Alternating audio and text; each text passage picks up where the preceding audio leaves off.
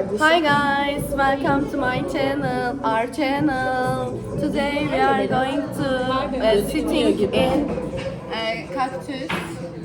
Always sitting in Senin cactus. İngilizceni ya.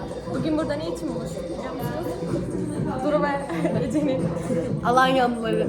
Alanya'nın dinlemek için. Evet, Ben başka bir şey diyecektim de neyse söylemeyeyim. Onu ben de diyecektim de ben burada söylemek istemedim. Senden var mı zaten? Yok. bu mecrada konuşulacak şeyler değil ama filmde konuşabiliriz bu arada. Sonra da bozulmadı. Bu çanta kimin? Duygu'nun her rengi var, çok güzel. Aa almışım lan. Demek mi ya? Aa kulağım. Şarjım var mıydı? Apa abi Vardır şarj ya. verir misin ya? Şarjım yok, bitti kanka 20'den aşağı. Anlat artık ya. Ben mi? Hangisini anlatayım Ece? Bunu lütfen video kaydını çekmeyelim, babam gelir. iPhone.